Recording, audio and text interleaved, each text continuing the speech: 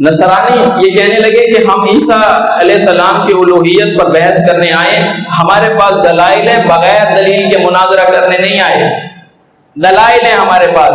دلائل کیا ہیں؟ اس سارے معجزات کو انہوں نے دلیل بنایا، عیسیٰ علیہ السلام کی الوہیت کے عقیدے کو بنا کر اس پہ پیش کر دی۔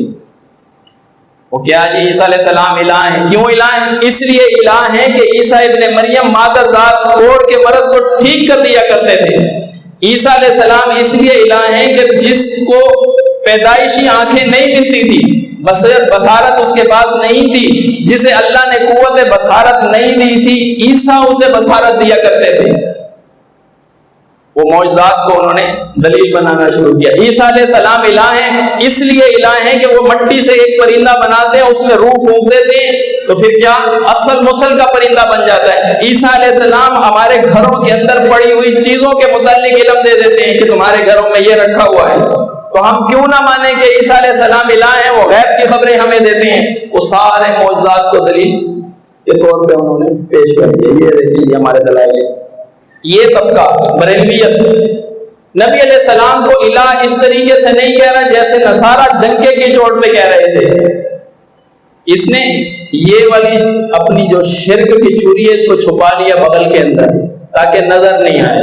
اس نے عقائد وہی پیش کیے، نظریات اسی سے لیے، وہی طور طریقہ جو نصارہ والا تھا اسے اپنا لیا۔ کہنے لگے کہ نبی علیہ السلام عالم الغیب ہے۔ اس کی دلیل کیا ہے کہ نبی علیہ السلام نے بدر کے موقع پہ فرمایا تھا کہ فلاں کافر یہاں مرے گا، فلاں یہاں مرے گا، فلاں یہاں مرے گا۔ قیامت کی نشانیاں کتنی رسول اللہ صلی اللہ علیہ وسلم نے بیان کی ہیں اور کتنی پیشن گوئیاں کی ہیں، اس میں سے آج کتنی ثابت ہو چکی ہیں، جس کی بنیاد پہ ہم یہ کہتے ہیں کہ نبی علیہ السلام کیا ہیں؟ عالم الغیب ہے۔ وہ سارے معجزات کو دلیل بنایا اور لوگوں کے سامنے پیش کر دیا۔ یہی طریقہ واردات اس سے پہلے نصارہ کا تھا، معجزات کو دلیل بناتے ہیں۔ حالانکہ بریلویت کی کتب کے اندر جو کتابیں ان کی مدرسوں میں پڑھائی جاتی ہیں اس میں یہ بات لکھی ہے کہ معجزے کا فاعل اللہ ہے۔ معجزے کا فاعل کون ہے؟ معجزے کا فاعل اللہ ہے، بس وہ نبی کے ہاتھ پہ سرزد ہوتا ہے، لیکن اس کا کام کرنے والا وہ اللہ ہے۔